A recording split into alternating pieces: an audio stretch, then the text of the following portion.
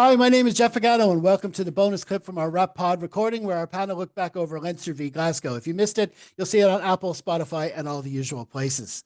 Well, first up, we have Connor Cronin, who's going to have a quick look at Sam's place kicking at the Aviva on Saturday. Oh, do I have to?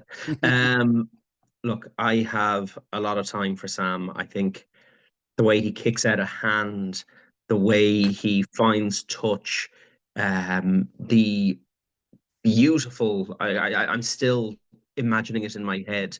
And I think it was against Glasgow in a few weeks back, where he had this glorious spiral bomb that he launched at them, and it was incredible to look at, and just really so good with his out of hand. He's a player who, unfortunately, I think it's one too many responsibilities 1 year too soon. I think this was a year where maybe Sam needed to be behind another out half. I'm not going to say which one or anything, but maybe a year where you say, okay, we're going to take our time with you. We're not going to rush things. We're not going to force this. Let's just get you on for minutes. Let's get you on for 20 minutes a game for these big games here and those games there. You'll get a chance to start. And I remember when Gary Ringrose burst on the scene and everybody said, oh, God, he's brilliant. He's the next Brian O'Driscoll. He's all these other things about him. And everyone was shocked when he wasn't picked for a Six Nations squad. And it was very clearly said, he's a bit young. We want to see how his game develops, and then we'll see how he goes. And I think Sam has lost out on having that kind of care and attention because for me, seven place kicks and he makes two of them. And I'm going to include in his missed kicks stats what I am very certain was an attempt at a drop goal in the second half. And people are all like, no, it wasn't. I'm like, look at it, Bence. That's a drop goal attempt if ever there was one. And it's just not clean. And that's a lot of kicks to be missing. And then when you look around the rest of the squad and you say, if only we had somebody else who can take place kicks really well. And whether that's, I know somebody suggested that Frawley's body language after his try was that he'd be the one to go for that conversion. And that's, there's somebody we know can kick well. When Ross Byrne comes on, we know he can kick well. But if only we'd had somebody on the entire game who can kick well. And I know Georgie Barrett was practicing his kicks before the game started. Why, after the first couple of misses, when you can see that the first miss and the two kicks are from the same side, you get one that goes left of the posts and one that goes right of the posts, and then you have to wonder where's the radar today? Where's the kicking boots right now? And the real question is, where's the headspace? I think you take one job away from Sam, one where you say, you do not need to concern yourself with this aspect of the game.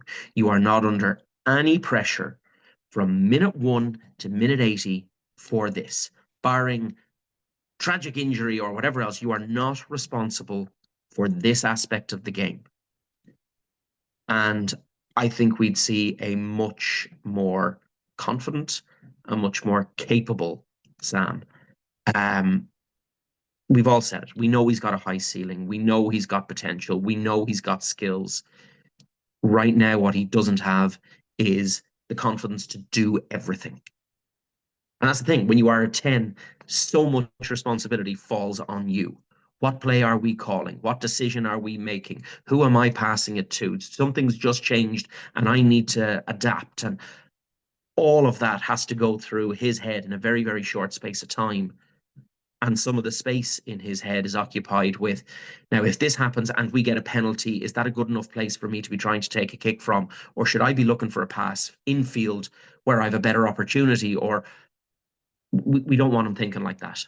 We want him just thinking, What do I do right? What do I do well? What can I be consistent with? And if I don't have to worry about that, I mean, look at the French teams. How many nines are taking the place kicks for French teams? Look at our friends in Ulster. How many of them are taking place kicks other than the 10?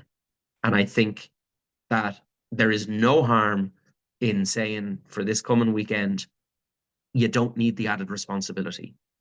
You don't need to be worried about that. We've got you covered.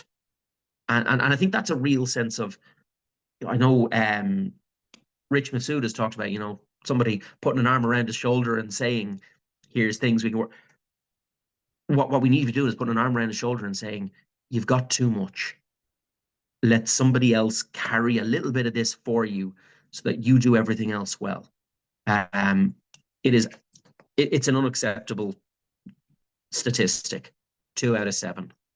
I was so annoyed looking back at it that I didn't even do the maths to work out the percentage of that.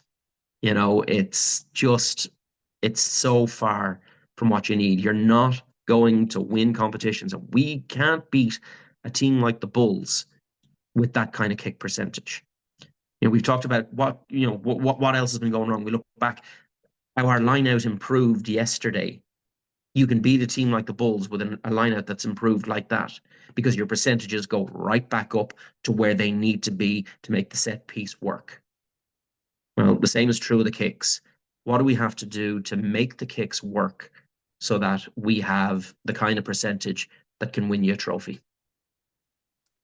Yeah, I mean, we said on the main pod how it was overall positive performance from Leinster. So this is kind of one of the reasons why I put this topic in the bonus chat, because it is something that could be concerning next week, but we don't want it to take too much from the overall display. But still, yeah, I think you're right. Sam has got his whole career ahead of him. He's going to do a lot of positive things for Leinster, and I think those place kick percentages are going to improve. But we've also got, on the other hand, we've got 1 week left of Jordy Barrett, one game left of Jordy Barrett. I say we just milk it for all it's worth. I think we can. I think both can be managed. I don't think it can be. We're giving Sam the 10 jersey and all the responsibility that goes with that. Like you say, they can manage it right and just say, listen, just with these numbers, you can work. We can work on this down the line, but just for this 1 week, we've got Jordy Barrett here. You can take that off your shoulders, and you can focus on the rest. I totally agree with that, and I think we're kind of consensus in the WhatsApp group as well. We'll see what they do anyway, but that's definitely a concern. Okay, well now of course Leinster move on to our first URC Grand Final, which will be at Croke Park next Saturday evening, where we'll be facing the Vodacom Bulls after defeating them comfortably in our first ever match of this competition back in 2021. This has developed into quite a rivalry, and we certainly haven't had things our own way against them. In fact, they inflicted our first loss of the season at the end of March. I'll hand you over now to Mr. Hugo Gordon. What do you make of their chances next weekend? Yeah, I kind of you'd rather we weren't playing our playoff nemesis in the final, perhaps. Probably one of the only teams left in the URC against whom we have a negative record. We've won 2 of 6, I believe, against them so far, which isn't ideal. They are a team that has caused us a lot of problems over the years, and they're actually in a good run of form after a fairly, I'd say, middling first half of the season. They're now on 8 straight wins, starting with that win against us at the death in Pretoria back in March. And yesterday against Sharks, you saw signs of what they do incredibly well.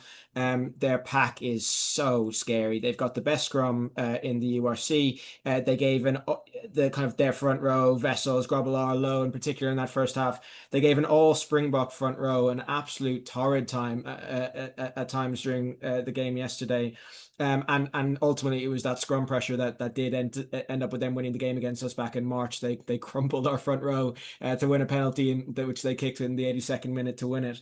And that power is what killed us last year in the semi-final down in Pretoria. Their front row, but also just all the way through that pack, they've got such scary players. That back row, Ruan Nortje yesterday, again, brilliant. Marco van Staden, when he came on, brilliant. Cameron Hanekom, who caused us all kinds of trouble last year, getting injured early in the second half, and he's going to be a huge loss to them, because he really is an extraordinary young player and just so scary to play against. But they're not just a one-trick pony. They're not just a team that, they'll bully you up front, but they haven't really got much else behind it. That back line, when it's set free, can really do some damage. Sebastian de Klerk was very, very good yesterday. Canan Moody, who's again had a bit of an up and down season, but the last few games he's scoring tries again. He's looking really dangerous. David Creel, Papier, really kind of form has really seemed to be kind of they're finding at exactly the right time. And they are a team that, again, in transition, if you leave space, they will cut you to pieces. And they did that against us last year. And that's something we're really going to need to watch out for. It's something I haven't necessarily always dealt with particularly well. Where I am with this, I am still feeling pretty positive, all things considered, about this final. Our record against them at home, when we've put out something close to our first team, is pretty positive. 2 wins from 3, albeit one of those defeats was in a URC semi-final back in the URC's first year. They're not going to have Cameron Hanekom, whose injury looks fairly nasty. I'd be very surprised if he's back next week. They are away from home. They're not the team away from Loftus that they are at Loftus. If we were going down to South Africa for that final, I'd be far more anxious about this one. And there are things they do well, but also things they do quite poorly. They actually have one of the worst defenses in the URC. They concede a lot of points. A lot of their games this year have been incredibly exciting shootouts where they've conceded 30 and scored 40. They're a team that can do a lot of damage in attack, but they leave gaps open in defense, and weaker teams in Leinster have exploited that this season. And their discipline has been incredibly poor. They're, again, one of the worst teams in the league for discipline. They have about 17 or 18 yellow cards this season, which is kind of remarkable. It was 17 at one stage during the game yesterday. That might have been before they got the third of their 3, all in the space of about 15 minutes. It was remarkable. And it was during that phase that Sharks came back at them and really did some damage. They do have a tendency to switch off. Their discipline does tend to suffer. They have 4 red cards this season, which I think is one of the worst again in the URC. And that is something that they will need to be kind of fixing if they're going to win a final. And they do have their own final hoodoo. This is not something that is news to Leinster, but Bulls have lost 2 of the 3 URC finals so far, including last year at home to Glasgow, which was a shock result. They'll be desperate to get this monkey off their backs as well, but they've got their own pressure to face. I think it will be a tight game. I think Bulls can really do some damage if we're off the pace. If we play against them like we did against Scarlets or like we did against Glasgow in the final day of the season, they will beat us. If we play like we did yesterday, I think we will win. But it is going to be a game that we really have to be at our best for.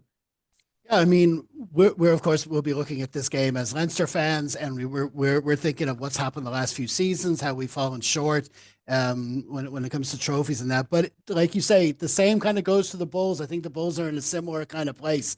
They've lost URC finals. Don't forget they lost the Rainbow Cup final as well. And they have had issues with traveling for games as well. They've been traveling formats. Most of them has been, I think, in the Champions Cup, which I really am not sure if the South Africans really care about that competition. But we might see further seasons down the line.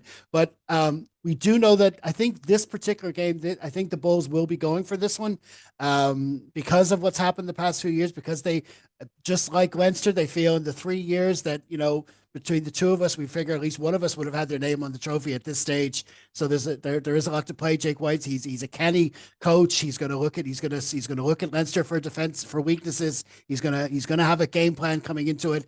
There's going to be a bit of shithousery as well. We know they're going to try to rile us up. Their discipline isn't great, but if there's things they get away with and it kind of works, and it can knock us off our game. So there's things to look out for there. But I think I agree with you. I think before Saturday's game, I may not have been so confident, but now that I see that they do seem to be, Leinster still, seem to be getting things back on track. There's good form. There's good, players are coming into form at the right time. They're playing well as a team. The defense is doing, if we can keep up that kind of level, we can make full use of home advantage. I think that's the best way to putting it. But listen, we'll see what happens. There'll be plenty to harp on during the week. Well, as ever, listen, if you have anything to say about what we've been harping riffing on, or indeed if you'd like us to feature something else on future pods, do let us know by the way of comments. And while you're at it, sure, there's no harm in doing a bit of a liking, sharing, and subscribing as well. Thanks for tuning into our latest video. Keep an eye out for our next 80 plus column on our Substack account this Wednesday.